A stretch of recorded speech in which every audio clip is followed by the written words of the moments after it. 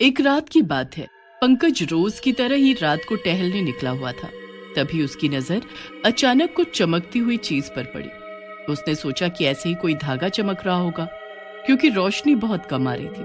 अरे, धागा कितना चमक रहा है। इतनी काली रात है, फिर भी मुझे दिखाई दे रहा है कि वहाँ पर कुछ है। पता नहीं कैसा धागा है जो दूर से भी नजर आ रहा है। जाकर देखता हूँ, आखिर ये क्या है। पंकज आगे चला जाता है और उस धागे के पास जाकर खड़ा हो जाता है। दूर से तो लग रहा था जैसे कोई धागा है, लेकिन ये तो छड़ी है। इतनी सुंदर छड़ी तो मैंने आज तक नहीं देखी। शायद किसी दुकान वाले की गिर गई होगी। बिल्कुल नई दिखाई पड़ती है। कोई नहीं, मैं इसको अपने घर ले जाता हूँ और देखता हूँ कि मेरे घर की कितनी शोभा बढ़ाती है। इतना बोलकर पंकज छड़ी उठा लेता है और अपने घर की तरफ चल देता है। घर पर उसकी बीवी शीतल और उसका बच्चा अंकित उसका इंतजार कर रहे होते हैं। आज क्या बात है, आपको बहुत देर हुई आने में? कोई मिल गया था क्या? हम लोग कब से आपका इंतजार कर रहे थे और आपके इंतजार में अंकित भी अभी तक नहीं सोया है। उसने भी रट लगा रखी थी, पापा आएंगे तो ही सोएगा। अरे नहीं, कोई मिला नहीं था। बस मैं टहलते टहलते थोड़ा आगे निकल गया था और देखो, आगे जाकर मुझे क्या मिला। पापा, क्या आप मेरे लिए लाए हैं? ये कितना सुंदर है। ये मैं अपने रूम में ले जाऊं? इतनी सुंदर छड़ी तो मैंने कभी नहीं देखी। पापा प्लीज, क्या मैं इसको रख सकता हूँ? Please please. इसमें प्लीज क्या बोलना बेटा। आपको अच्छी लग रही है तो आप रख लो। मुझे भी ये काफी अलग दिखाई दे रही थी। शायद किसी दुकान वाले ने गिरा दी होगी। ये सोचकर मैं इसको घर ले आया। आप इसको अपने रूम में सजा दो और खुश हो जाओ। थैंक यू पापा, आप सबसे अच्छे पापा हो। फिर अंकित वो छड़ी अपने रूम में सजा देता है और वो सारे सो जाते हैं। और तभी वो छड़ी उठती है और उसमें से एक रोशनी फैल जाती है और रोशनी के साथ साथ एक चुड़ैल उसमें से निकल आती है और अपनी छड़ी उठा लेती है। चलो, किसी ने तो उठाया मुझे। मुझे तो लग रहा था जब से वो तांत्रिक मुझे यहाँ छोड़कर गया है, मुझे कोई उठाएगा ही नहीं। मैं आजाद हूँ। अब आएगा असली मजा। अब पता चलेगा लोगों को एक चुड़ैल को छेड़ने का क्या मतलब है। कितना मिस किया मैंने अपनी छड़ी को। चलो, जरा अब उस आदमी से तो मिल लूं जिसने मुझे उठाकर एक नया जीवन दिया है, और उसका धन्यवाद तो कर दूं। इतना बोलकर चुड़ैल पंकज के रूम की तरफ चल देती है।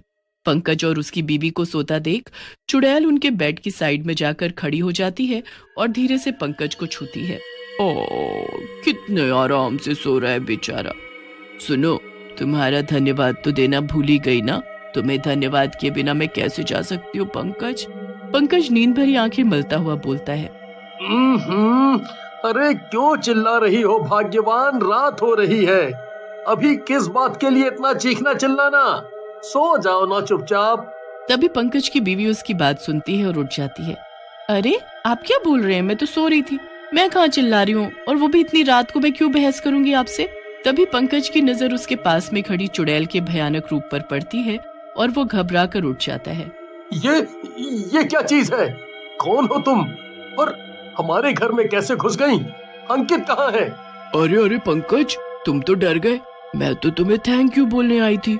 तुम्हें पता है, एक बार मैं ऐसे ही मस्ती में घूम रही थी और लोगों का खून पिया करती थी और अपनी भूख मिटाया करती थी। अच्छी खासी मैं अपनी दुनिया में मस्त थी। लेकिन ये बात एक तांत्रिक को हजम नहीं हुई और उसने ठान लिया कि मुझे पकड़ कर ही रहेगा। फिर उसने एक चाल चलकर मुझे मेरी ही छड़ी में बंद कर दिया और उस जगह पर छोड़ दिया जहाँ से तुम उठाकर लाए मुझे। तो तुम्हारे छूते ही मुझे आजादी मिल गई। तो तुम ये सब हमें क्यों बता रही हो? बस ऐसे ही, बहुत दिनों से किसी से बात नहीं की थी तो सोचा तुझसे ही कर लूं। और मैंने तेरे बेटे को कुछ नहीं किया। मैं बच्चों को नहीं मारती। उनको मारकर मुझे आखिर कितना ही खून मिल जाएगा। भूख भी नहीं मिटती मेरी, तो मैं इधर आ गई। इधर आ गई मतलब? तुम तो हमें थैंक यू बोलने आई थी ना। अब तुम जा सकती हो। हमें नहीं चाहिए वो छड़ी, तुम रख लो। लेकिन हमारे घर से जल्दी चली जाओ। चुड़ैल शीतल की गर्दन पकड़ लेती। तुझे थैंक यू बोलने नहीं आई थी, और तू कौन होती है मुझे ऑर्डर देने वाली? इसी के साथ वो शीतल का गला दबाकर उसको मार डालती है। हे भगवान, तूने ये क्या किया? पंकज रोते हुए अपनी बीवी को पकड़ लेता है और बोलता है, ये तूने क्या कर दिया? मेरी बीवी को मार डाला। हमने तो तेरी मदद ही की थी ना, और तूने मेरा ही घर तबाह कर दिया। अब मैं तुझे नहीं छोड़ूंगा। इतना कहकर पंकज अपने साइड में रखे हुए लैंप को उठा लेता है और चुड़ैल को मारने की कोशिश करता है। तू कैसे भूल सकता है रे? मैं चुड़ैल हूँ, मुझे कोई नहीं मार सकता, और तू जैसा तो बिल्कुल नहीं। और अपनी छड़ी से पंकज के सर पर हमला कर देती है। पंकज के सर से खून निकलने लगता है। कितना सारा खून है यहाँ, आज तो मजा ही आ गया, दो लोगों का खून। इतना बोलकर चुड़ैल दोनों को खा जाती है और वहां से निकल जाती है। अब जरा देखो तो वो तांत्रिक कहाँ है?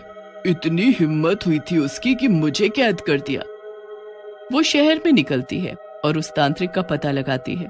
उसको पता चलता है कि तांत्रिक शहर के कोने में छोटी सी कुटिया में रहता है। अच्छा, तो मुझे कैद करके अपना जीवन अच्छे से बिता रहा है। बेचारा, उसको तो पता भी नहीं होगा कि मैं आजाद हो चुकी हूँ। चलो कोई नहीं, मैं जाकर बता देती हूँ कि मैं वापस आ गई हूँ।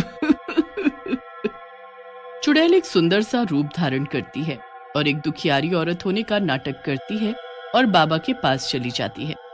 क्या बाबा, आप मेरा भी भला कर सकते हैं? मैं बहुत परेशान हो चुकी हूँ। किसी ने बताया आप सबकी मदद करते हो, मेरी भी कर दो। बताओ, तुम्हारी क्या परेशानी है? अगर मेरे बस में हुआ तो मैं तुम्हारी मदद जरूर करूंगा। तभी बाबा की नजर उस औरत के हाथ में पकड़ी हुई छड़ी पर जाती है और वो सोचते हैं, ये तो वही चुड़ैल है, मेरे सामने ढोंग कर रही है, लेकिन ये छड़ी से बाहर आई कैसे?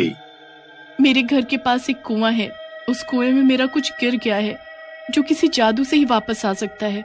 क्या आप मेरी मदद करेंगे बाबा? ना जाने इसके मन में क्या चल रहा है, पता लगाना होगा उस कुएं के पास जाकर। हाँ, मैं तुम्हारी मदद करने के लिए तैयार हूँ। बताओ, कब चलना है? बस अभी चलिए, निकाल दीजिए। चुड़ैल और तांत्रिक उस कुएं के पास पहुंचते हैं और जैसे ही तांत्रिक कुएं के अंदर झांकता है, तांत्रिक को कुएं में गिरा देती है और अपने असली भयंकर रूप में आ जाती है। बचाओ, बचाओ! मुझे पता चल गया था कि तू ही है। हाँ, अब पता करके भी क्या कर लेगा? अब तुझे कोई नहीं बचा पाएगा। तूने मुझे कैद किया था ना, अब तू हमेशा के लिए यहीं इस कुएं में कैद होकर रह जाएगा। इतना बोलकर वो कुएं के ऊपर ढक्कन लगा देती है और वहां से निकल जाती है। लेकिन तांत्रिक ने अपने भक्तों को इस बारे में पहले ही बताया होता है। चुड़ैल के जाते ही वो ढक्कन हटाकर तांत्रिक को निकाल लेते हैं। चुड़ैल रास्ते में चल रही होती है, तभी उसको एक औरत एक बेंच पर बैठी हुई दिखाई देती है। चुड़ैल उसके पास जाती है। क्या हुआ बहन, बहुत उदास लग रही हो? हाँ, मुझे कुछ पैसों की जरूरत है, पर मुझे कोई देने को तैयार ही नहीं है। बस इतनी सी बात। चुड़ैल अपनी छड़ी हवा में घुमाकर एक पैसों से भरा बैग औरत के सामने रख देती है। औरत बैग को खोलती है और चौंक जाती है। ये तुमने कैसे किया? इतने सारे पैसे? मैं एक जादुई परी हूँ, मेरे साथ चलोगी तो मैं तुम्हें और भी बहुत कुछ दे सकती हूँ। औरत चुड़ैल के साथ चल देती है और जैसे ही वो जंगल में पहुंचते हैं, तभी चुड़ैल अपना भयंकर रूप लेकर उस औरत के सामने खड़ी हो जाती है। तो तुम कौन हो? इतनी भयानक परी तो नहीं हो सकती, और तुम मुझे यहाँ क्यों लेकर आई हो? मैं यहाँ तुझे लेकर आई हूँ ताकि मैं तुझे खा सकूं। अब बचकर कहाँ जाएगी लालची औरत? इतना बोलकर चुड़ैल अपने बड़े बड़े नाखूनों से औरत के मुंह पर वार करती है। औरत नीचे गिर जाती है। तभी वहां फिर से तांत्रिक आ जाता है और चुड़ैल पर भभूत फेंक देता है, जिससे चुड़ैल जलने लगती है। बचाओ, बचाओ, बचाओ! इसी के साथ चुड़ैल जलकर राख हो जाती है और वे लोग उसकी छड़ी को भी उसी के साथ जला देते हैं।